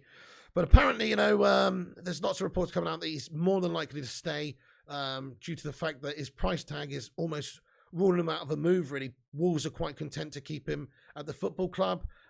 He has got a reasonable contract there, I think 2 or 3 seasons. So, it's not the most realistic to see him move this summer unless somebody's prepared to pay similar sort of money to what Richarlison's just gone for, 50 or 60 million pounds, which I'm not sure a club like us would do at the moment with all the positions we've got to strengthen. But there you go. Maybe they will. And also there's just some interest from Chelsea and United supposedly in Benoit Badiashile, but, that's just a very speculative link. And that's pretty much it, guys. I'm just going to have a rundown of all the news then, and then we'll get into the Q&A. So what we've discussed in this video so far, if you're just joining us, is the fact that we've got an update, really, or just the expectation that Malacia is going to sign in the next 24 hours. There will be an announcement from the club, and that should be pushed through pretty damn quickly. And he will probably be Ten Hag's first signing at the football club. De Jong and Eriksen, their situation is they're expected to sign within the next week. Eriksen, of course, is not guaranteed to sign. It depends who he chooses, but we should get the decision sort of around the time when players are expected back for pre-season. And then also just an update here from Fab that 2 negotiations are at different stages. In regards to Lisandro Martinez, Arsenal are, of course, having negotiations with Ajax. They've already had 2 formal bids there. So they've actually had offers tabled. That's more than Man United have done. But United didn't have any negotiations for Malacia, and that all went through because we just had a cheeky late bid and tried to hijack the deal. Could still happen again. And if there is a bid from Manchester United, which is reported to be perhaps incoming soon, for Lisandro Martinez, then I think it's a clear choice who he would go for. It would make sense for him to go to Ten Hag's Man United instead of Mikel Arteta's Arsenal. Who would want to do that ahead of going to United? So definitely think that if we bid for him, we'll get him. But we've got to appease Ajax, whose situation is they want reported 50 million euros, so about 43 million quid for this guy. It is quite a bit of money, but considering he's versatile, 24-year-old and Ten Hag's already developed him, he represents a good option for us and not too bad of a price. So you could see a good deal made there for Lisandro Martinez, but at the moment, Arsenal are the front runners for him and they're pushing for him. And then in regards to Malacia, we are expected, Man United are currently busy with Tyrell Malacia and Frankie de Jong, but have had contact with Lisandro's agents. So just on Lisandro, we have contacted the agents. There is some sort of discussions taking place. We just haven't tabled a bid or anything like that. So we may well swoop in and steal this guy out from underneath Arsenal and arses and then take him to United to reunite with Ten Hag. Get in! And then in regards to, of course, Malacia, that's going to be expected to be announced in the next 24 hours. there's not much that can stand in the way of that deal, I don't think, anyway. I mean, it would be a big surprise if anything else happened than him signing for United. Get in there, my son. I mean, it could be done right now. It could be a done deal right now. We're just waiting on announcements. Thank you very much, Ansel Taze, for subscribing to the channel. Nice one. Well played, sir. You know it makes sense. You've done the right thing. And then also we got reports out, and it just makes sense. We were talking about the fact that United can sign maybe a lot more players even after De Jong and Malacia have come in. Eriksen could come in on a free. There's discussions of Sergio Romero. That's another thing we talked about today as well. Sergio Romero is being linked to the club again because Dean Henderson's gone out on loan. There's an understanding and reports that he would be happy to come back in a backup capacity. And we should definitely bring this guy in on a free, I don't even know what the deal would be actually for him really, but on a cheap deal in order to be a backup goalkeeper for us and, be a returning player just as an option. He's supposed to have that interest. The only reason he left before is because he was frozen out by Ollie, and obviously Dean Henderson's come along. He didn't want to play third fiddle, but he's happy playing second fiddle, and he did a very, very good job of it when he was here previously. So definitely, let's be Avenue. Smash a 1 in the chat if you want to see Sergio Romero back. But yeah, 5 other players beyond De Jong and Malacia could come, one of which could be Sergio Romero, one of which could be Eriksen, one of which could be Anthony or Martinez. There's even links to Tielemans and Dumfries. We've got a lot of links at the moment, folks. Even players we haven't discussed that much, like Ligt and Pau Torres, are still a consideration. Even if we can't realistically spend that money on it, they're still being talked about. So, exciting times. Plenty of business to be coming in the next few days, in the next week. We were expected to have at least 3 in before we go away on tour, and hopefully more. So that's the situation with those guys. Malacia incoming. Hopefully an announcement soon. Might even be any minute now. But still nothing yet in regards to a confirmation that, he's coming and it's a 100% done deal there between United and Feyenoord. But we know that their sporting director has said that it's imminent and that the agreement is there between the two clubs and it's just on Malacia. So it's all looking good for Malacia, guys. Probably before, I think it'll probably be before, I don't know. I mean, it could be tonight, guys, or it could be tomorrow, but it'll be soon. It will be soon. And then finally, just a few things to discuss, just to recap on very quickly. De Jong's situation is basically the same, so not much to say about that. We're still waiting for official confirmation of the agreements in place, and we're then hoping for medicals and paperwork to not take an eternity, and for us to get this deal rounded up and sorted out. That's what we really need.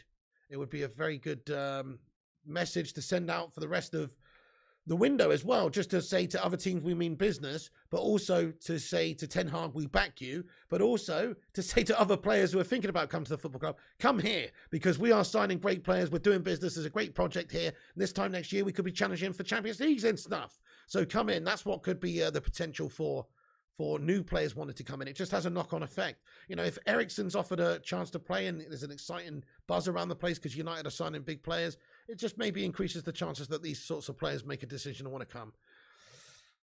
And there's a 40 million plus bid expected from Manchester United at some point for Lisandro Martinez. Still the possibility of Anthony. In fact, Anthony has basically, in fact, I didn't even talk about this, but this is a report from ESPN anyway, that says that Anthony is requesting from Ajax that any offers coming in for the player is seriously considered this summer.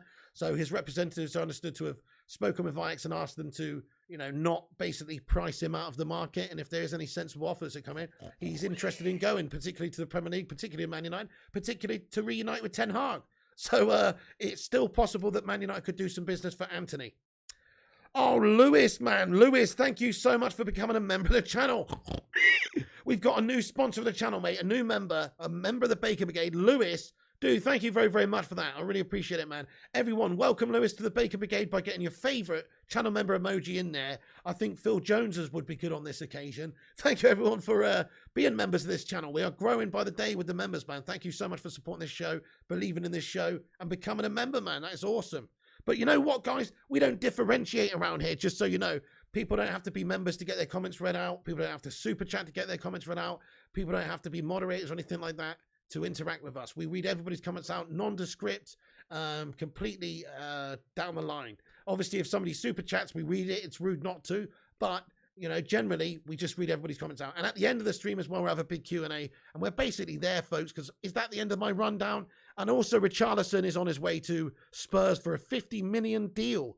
£50 million deal. Big money involved there, guys. So there we have it. That's the latest news, latest updates. Hopefully we'll see Malacia signing tonight, and we'll get on and jump on as soon as that is confirmed. And if not, we'll have a news rundown of all the latest updates for all of the transfers around about 9 p.m. on the channel. But if there is breaking news before that, we will jump on. So click that bell icon so you get notified. But now it's time to jump into the live chat, folks. So thanks for being patient listening to me waffle here. We're going to get into the live chat, see what you legends have got to say for yourself now. We're 1 like off of 250 likes. Get in. Drop a thumbs up if you're just joining us. And now it's time to have a bit of a Q&A. Thank you, Jim Watkins says, that's why I praised you yesterday. When is Malacia coming? Mojo Jojo. Well, nobody knows for sure. But in my opinion, it will be in the next 24 hours. I think it will either be tonight or tomorrow in the day, or tonight, tomorrow, sometime next 24 hours. I think it'll be very soon. That's my belief. I don't know that. Anybody that says they do is bullshitting, because it hasn't been reported by any of the top guys yet. And if it is, we'll jump on and talk about it straight away. But at the moment, it does seem like it's a go ahead. How much is the deal? So Justin, the deal is 15 million euros and a further 2 million euros in add-ons. That is what Manchester United have agreed to deal with Malacia with Feyenoord. Big up there, Mojo Jojo and Rajat Falesa. He says, kind of weird to see Richarlison going, says Rajat. Quite big money they've paid for him. Do you think that they've overpaid for Richarlison? Yes or no? I mean, I think they have a little bit. I don't think they have by a lot, though. I think he is a good player, and he is in his prime, and he is a, Brazilian vibes, and he has got a bit about him, and he is physical, and he is a bit of a bastard, and those are all plus points. So I think 40 million, 45 million, I reckon they should have paid for him. But 50 million is just a sweetener, isn't it? It's just to get the deal done. It's a premium they've paid. Oh, that's a good one, Jonathan. He said instead of De Jong, it's Delay Yong. Delay Long. Big up Mojo, big up everyone in the chat. Ashwin says, should we go all out for Ligt instead of Martinez and Anthony? Yes. So yes and no. I think we should get Ligt and Tielemans instead of Anthony and Martinez. In fact, I'm going to get that in the chat for a poll, guys, just for fun. Ligt, because you could probably say that Tielemans and Ligt would probably cost just over or just around about £100 million. I think Anthony and Martinez would cost approximately around about 100 million euros. So, that is a bit less. But let's just get in the live chat, see what you guys are saying. I mean, let's face it, Anthony and Martinez are the players that Ten Hag wants. He's the players that, these are on the list. These are players that we've had discussions for, that we know there's contact with agents and that kind of thing about. So they are players that he wants, and Ten Hag wants to shape the team in his way. So maybe he doesn't want Tielemans, but I think Tielemans is a great player. And I think you could get the two players, you could get a combo of those two players, De Ligt and Tielemans, for a similar sort of price as you could probably get Anthony and Martinez. And yeah, like I mentioned earlier on, we've got a lot of wingers. Then sometimes not that dependable, but we've got quite a lot of them. And hopefully, the likes of Sancho could flourish under Ten Hag. Hopefully Rashford can come back into it. Then we've got Alanga and Martial, and of course Diallo and Pellistri and these guys. Chrissy says Everton paid 50 million for him, so money back. Wow, did they pay 50 million for him? Bloody hell. Mojo says your channel and energy is fire, pig. You make us feel genuinely united. Oh, thank you very much, man. Well, it is a community vibe around here, man. The Bacon Brigade is a strong entity. You don't want Tielemans. Why not Aaron Siri? He's a good player, man. He's a good player. And he could probably partner De Jong quite well. Bruno and his pram, not sure, says Mark Harris. I think Bruno, just on him, is gonna come good again this season. Personally, that's my opinion. I think he'll have a good season, but obviously it depends on various different things. Will he actually have a good season? I forgot to read this out earlier on, guys. A bit more news on Andreas Pereira. He was quoted as saying, "I'm not the one who decides. It's up to Manchester United." This was tweeted by Fab at 4:20 a.m. It's up to United. I would like to stay at Flamengo, but it's not in my hands. I'll see what's best for me and the club. I love Flamengo. We'll speak soon and decide. So there you go. I mean, if there's a bigger offer from Fulham, he might well go to Fulham. But at the moment, it said it looks like he wants to go to stay at Flamengo, guys. So if Flamengo can match the deal, he'll go to Flamengo. But just a bit of an update there for you on Andreas Pereira with his situation. He looks likely to leave the football club for either Fulham, Flamengo, maybe another team. You just never know. Maybe you could offer him to Feyenoord. Who knows? But he would be a good signing for the right team. Just not good enough for Manchester United. See you later on, son. Yeah, see you later on, son. My thoughts. Hey, Andreas Lindberg. He says, "What are your thoughts on United still not being close to sign any CDM?" I'm not too worried about it. I do think that we've got a decent midfield as long as we sign Jong. I know Jong's not an out-and-out CDM. He's not a destroyer. He's not that sort of physical CDM. But he's somebody that can play in that position who can just basically tick things over, kind of like a Michael Carrick, deep line playmaker type as well. That's the sort of player I think we're looking to get in, and that's the sort of role he'll play. Unless we do get a midfield destroyer or somebody maybe like Martinez who can play there, or, and then have him slightly in front of that player. It's possible, but I do think that we could do with getting one. But I'm not overly concerned. I think if you look at how Ten Hag's maybe going to want to play, he just wants more technical ballers in the midfield. You don't necessarily need big physical players to play good football as long as you're keeping hold of the ball well and using the ball well when you've got it. Okay, you're not going to maybe win it back as much. Maybe you'll be slightly more vulnerable on the defensive. But if you've actually got the ball and you're actually keeping the ball and passing the ball, then you're not going to be more vulnerable. You're going to be less vulnerable. So I think the idea is to outpossess the opposition.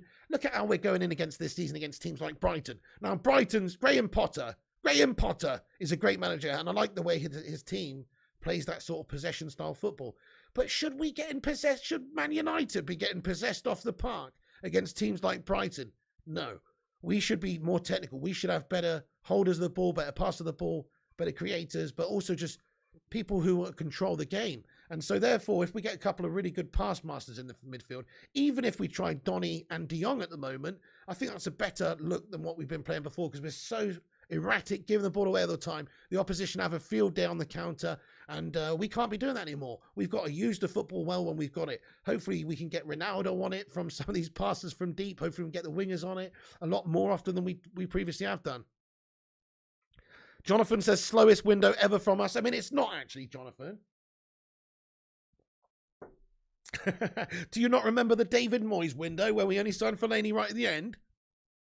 No, fair enough, though. Westy05, one of the latest member dons, says, Man United need to hurry up on the signing. They are slower than a snail. It is true. I mean, they're slow on it. At least things look like they're happening the next week. But, I mean, it is quite crazy how I'm jumping on again today and not talking about Man United signing a player. I mean, they have made strides in the last few days, but it's still a shit show. They still need to get these deals done. Hopefully we'll have a big flurry in a few days' time and you'll see all these players come in. I did see about Romero, Dylan MUFC. Absolutely. So the latest on Romero is there's links back to Manchester United. There's the update there. But also in regards to Sergio, he's supposedly keen on coming back to Manchester United in a backup capacity. I think he's the greatest backup goalkeeper we've ever had. So I think it would be a very, very, really a classy signing to get him back as a backup. Thank you, Michelle McClenn, for getting yourself in here and hitting that subscribe button. Appreciate you. And Andreas Lundberg as well, very much indeed. Thank you for subscribing to the channel, guys. Guys, if you're new to the channel like these legends have just done, you know it makes sense to hit that subscribe because we're on here every day. We'll be back on here at 9 p.m. giving you the latest evening's updates. And if there is any breaking news, we'll jump on straight away. So click the bell too. Okay, so flurries of 49p and I said minimum 2 spend, says Mark Harris. I bet they're shite. Emma K says, feels like we're keeping deals low key as we're working on them, hence the Malacia deal. Spot on, Emma, yeah. And we're also not rushing, we're not panicking. Often we've gone into transfer windows and we negotiate in a long time and teams see us coming a mile off and they always want big money from Man United. But if they've already agreed a deal with another club and we just swoop in, they can't say, oh, no, actually, we won't take 42 million for this player when we've already agreed a deal with Arsenal for 40. So, yeah, you can have him. It doesn't really work. Of course, United are going to pinch players, I think, this one. I think it's going to be good. I think it's going to be good. Yeah, Zaki Iqbal, welcome back in, mate. He says, Romero, we should sign him. We don't need Romero, do we? What about Ben Foster back, says Rajat. Well, either or, but I'd prefer Sergio Romero because Sergio Romero was a great backup keeper for us. I think attitude-wise, he was fantastic for us. He played quite a lot of games for us over the few seasons he was with us. And we did him dirty at the end as well and should have let him go sooner. And really, we should have not ever got Dean Henderson. I know Dean Henderson's a good player, but really that was just a waste of a signing and a pointless signing, wasn't it? We paid quite a bit and it was a pointless... Well, it was a pointless, he's pointless. You love Romero, but please move on to other players. A world-class deep line DM and a reliable defender alongside Varane is crucial. Well, Mojo, let's face it, this Sergio Romero link is not going to stop any of those deals. This isn't somebody coming in instead of any of those players. And I know what you're saying, out with the old, in with the new, and he's part of the old lot, and he's already gone. But I still think he shouldn't have gone. We did him dirty, really. We didn't need Hendo. Solskjaer throws him out. We should have just kept with Sergio Romero as our backup goalkeeper. He was happy playing number 2, but he wasn't happy playing number 3. So we should have just stuck with him. He was spot on, man. Yeah. Interesting. So the poll, we just have a look at the poll, guys. I've got a little vote in the live chat here. Who would you rather if United could sign 2 more players after De Jong, Eriksen, and also, of course, Malacia?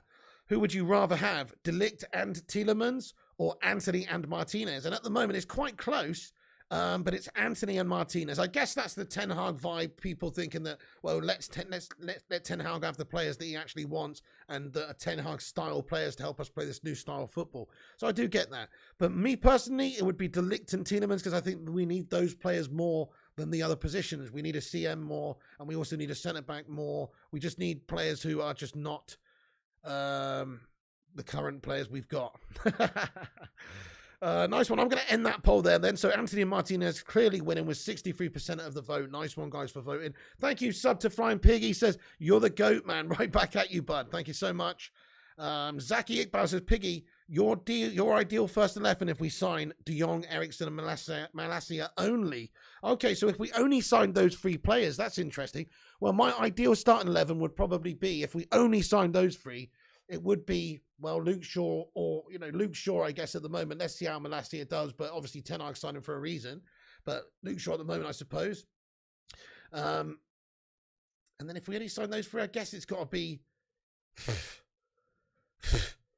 not Maguire. I mean, anybody but Maguire. I mean, Lindelof and Varane, but Lindelof shite too. Bailly and Varane.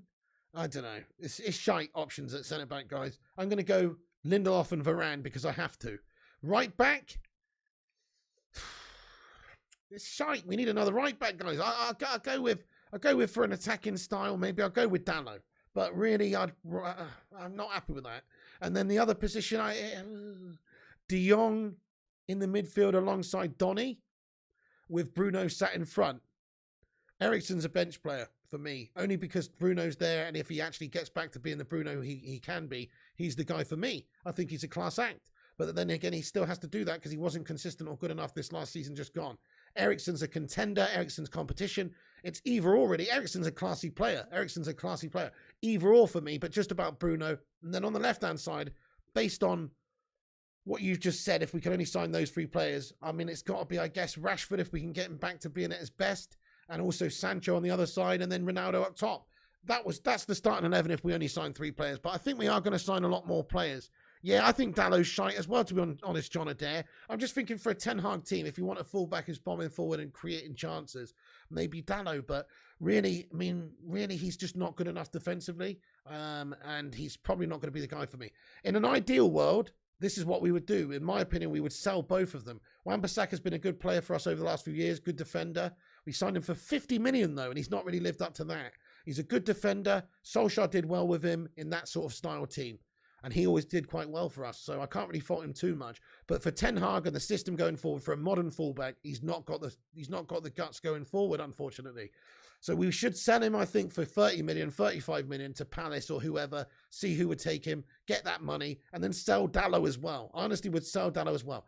Hey, Jose Mourinho, are you interested in getting this Portuguese youngster, for 20 million, 23 million quid, or 20 million quid or something at Roma? That sort of thing might happen. That all of a sudden gives you a bit of money to be able to buy a new right back, such as somebody like Denzel Dumfries. And then if you've got players like Ethan Laird or maybe even Brando, I suppose, who could come in and be a backup if you absolutely need them to. So I would do something like that. I don't think either of our right backs are good enough. Clark Piggott says De Jong, Eriksen and Bruno. De Jong sitting like Carrick. Yeah, that's a great style. I mean, Ten Hag plays that sort of style and stuff as well with a deeper player. So you could see that. De Jong, Eriksen and Bruno. Interesting. Interesting. Not that robust, but, if they're passing the opposition off the pitch, that's what counts. This channel is hot. Thank you, Zach Iqbal, bro. Chris Koo says, well, that's just plain disturbing, Mark. What's that? What about Souness in a cocktail dress? He'd still have more guts about him, I think, probably than our bloody midfielders at the moment. Anyway, Emma says, well, let's face it, it's a shithouse, but it's a bloody vicious bastard. Emma Kay says, when we are playing a proper system, a lot of these players are either going to be exposed or will be well good. Yeah, that's a great point. New system, new manager, arm around them, or rather not an arm around them, but a disciplinarian, a high demand of a standard, a you must train hard, you must run hard, you must work hard sort of style. We'll see who actually rises to the top, won't we? Great shout. Some of these players are going to love Ten Hag coming in to revitalise the team and a new system, new coaching methods. Get Rashford playing good again, get Bruno playing good again, get all these players that have been underperforming playing like a unit again, and you should see who's good enough again. Is Bruno still that guy? Is Bruno a failure, or is Bruno a challenger for being the sort of player that we compare to Kevin De Bruyne? Because that's what we were doing up until this season. For 18 months, he was as good as De Bruyne. I don't care what anyone says. De Bruyne might be one of the best creative midfielders in the league, and he is, if not the best. But guess what? Bruno Fernandes, for 18 months, was on that same level. He was doing unbelievable things. So, but he just has had a shit season. Could get 35 mil for Dalot, says Andy Moore. You reckon? Oh, I don't think so. I don't know. I mean, fair enough. I mean, okay, he is young, actually. He's Portuguese, 22. He has got some value. I think 20 to 23. What do you think, guys? How much do you reckon Dalot could be sold for? It's a good question. 35 is... It's not beyond the realms of possibility, lad. You agree, says Man United Merchant. 12 million, says Mark. Nice one, Man United Merchant. Love the name, by the way. Get in there. Come on, United. I'm happy we're finally doing something anyway. We haven't got anybody over the line just yet, but things are looking up, aren't they? 20 mil, says Madhouse. 6 mil, says subscribe for good luck. Clark Piggott says Rashford hasn't played well for 2 years. 20 million plus Maguire. Batman says 25. Madhouse says 20. 25 tops, I think, but 20 million. Yeah, I would imagine somebody like Jose Mourinho would be interested in him. 18.2 says Aaron Siri. 15 says Chris Koo. We could get 20 million for Donny, says Jonathan Gallagher. Jonathan, you've got to give Donny van der Beek a chance under Ten Hag now, man. What a waste that would be if you just say, hey, see you later on Donny. And we haven't even seen him. I actually personally think we would have sold Donny this summer if Ten Hag didn't come in. If it was any other manager, probably Donny's gone. But because it's Ten Hag, he'll give him chances and he'll definitely try and utilise him. And you may well see De Jong actually flourish. Westy05 says, one thing I don't want to see is Slabby being captain again. He doesn't deserve it. Give it to Ronaldo. Oh, I couldn't agree more. Westy05, mate. The human Slab is the worst captain in United's history, mate. Definitely. Give it to Cristiano. He would be a great captain. He's befitting of it in all categories. Makes sense. He's the best player. He's the most committed. He's the most dedicated. He's the most professional. He's got the most passion, etc. 5 mil, says Diamond. 15, says Chris Koo. 18.2, says Aaron. Marky Harris says 45 quid in a mini metro van. Mourinho take Maguire 2, says Batman. Gashford has been cashed most of his career, says Mancunian Bossy Team. Good to see you there, big god Bob. Mojo Jojo says Van der Beek, De Jong and De Ligt. Ajax revival. Donny will be better under Ten Hag, says Zach Iqbal.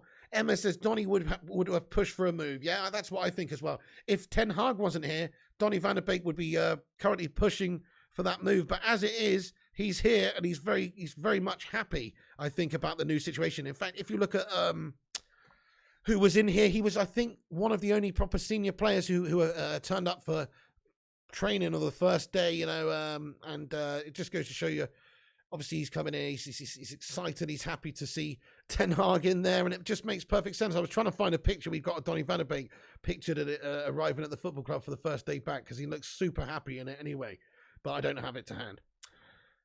Yeah, Samikazi says Dalot, Shaw, Maguire, Lindelof, all dog shite. Yeah, respect, fair enough, Samikazi. Yeah, I mean, I've got a little bit of hope that Luke Shaw can come back to his best under Ten Hag, because he's approaching his best years, and he had a really good season before last again, like a lot of the players. But last season he was bang average, I agree. Conroy Schuller says 20. Jonathan says Pig Donny doesn't fit into our team. Bruno Fernandes de Jong. If he joins, we need a defensive midfielder for balance. Donny isn't one. Fair one, but he can still play a squad role though, Jonathan. And it's still worth trying out. Get that defensive control, popping off the passes. I usually go live Man United merch at around about sort of lunchtime. Sometime usually about 1 p.m, 2 p.m, 3 p.m. Just to give you all the day's afternoon news. It usually sort of depends on, if there's any big breaking news or stuff like that, we'll get on a bit earlier or later. Then we also do a nighttime video every single evening about 9:30 p.m. So we give a rundown of all the evening news, and often a lot of news breaks during the evening as well. So we cover all the evening's goings on. And if there is anything else that breaks beforehand, we jump on and do an instant reaction, instant news update type thing. So yeah, just to keep up to date with the updates, all you have to do is subscribe, and there's a little bell icon. It looks like Luis Suarez's face in the sense that it's a bell end. So click that cheeky little bell icon, and that will give you a notification. That's the idea anyway. Sometimes notifications don't work for some reason, but there you go. Yeah, United should be selling all the dead wood. Zach Iqbal, definitely. Ahmad Malaked Zaidi says Donny van de Beek will like it now. I think he will like it now, actually. I think he will be quite happy with Ten Hag being here. That's United fan Usain Bolt in my profile picture in a United shirt. Oh, lovely. Chris, nice big word there, my son. Did you see guys, did you see Usain Bolt savage up Jamie Carragher? Did you see that? It was lovely. Hey there, Eddie's Football Waffle. He says, greetings, Pigo and Co. Need to catch up on the news. Any concrete stuff? Well, Malacia looks like he's going to be signing in the next sort of 24 hours. More than likely will be a done deal very soon. And then also De Jong, time frame of about a week, we expect that one to be. And Christian Eriksen, we don't know 100% what club he's going to be joining, but that's expected the next week as well. So, yeah, those three are pretty realistic. Those three are looking good. I wouldn't say any deal at this stage is concrete, but certainly the Malacia deal looks like that should be the first one. And then De Jong's looking good. There's essentially agreements in principle with Malacia and De Jong. And then also Eriksen just needs to make a decision and let us know. Baby, we did it. We got 300 likes on the stream, everyone. Come on. Amazing effort, everybody. Thank you so much for dropping that thumbs up. Hit the like if you haven't done. Just a cheeky reminder. Last one, I swear. Maybe not. And also hit the subscribe button as well, as I said about 8 times. Mojo says a player like Kante would solve 50% of our problem. Kante 2-player work rate. Definitely agree. That's a great signing for us, mate, in the short term.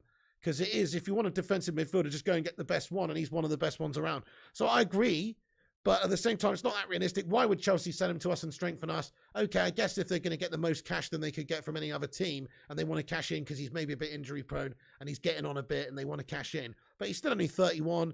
I mean, he would be great for us, but I just can't see it happening.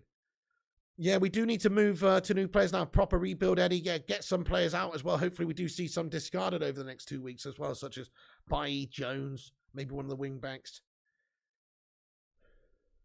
Kushal says, is De Jong a natural CDM? I don't think so. I do. I think he's a natural deep line playmaker. I mean, not a CDM, not a defensive like destroyer tackler, but he's a natural defender. You know, he's a natural playmaker.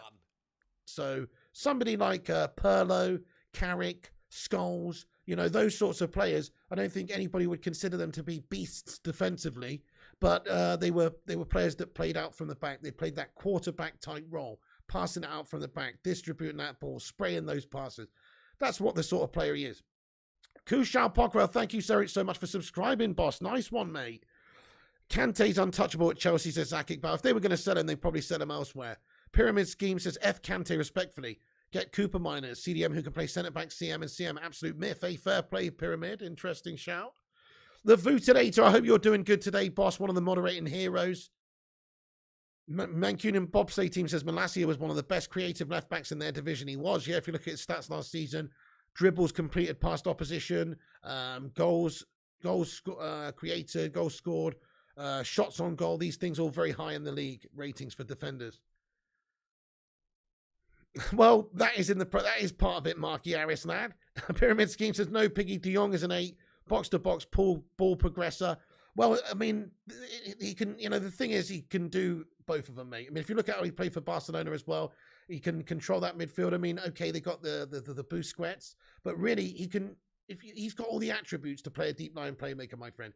Just think about getting Man United back to having a pass master in that sort of area, sitting behind a couple of more attacking, creative midfielders. Just think about that for a second. Okay, he's not defensive-minded, but he's still got the attributes to be able to play a deep line playmaker role because his passing range is so great, his control's so great, his ball retention's so great.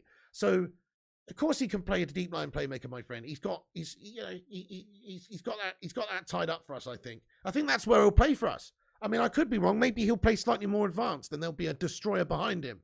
But I actually think that's where he'll play for us based on, at the moment, what we're doing. If it turns out we sign Sangare, then obviously that's not where he's going to play for us. But I think he's going to play deep line. Mark Egan says 2 playmakers, De Jong and Tielemans is the answer. Yeah, and Tielemans could get forward, get you some goals, get you some chances, get you some creative goals as well.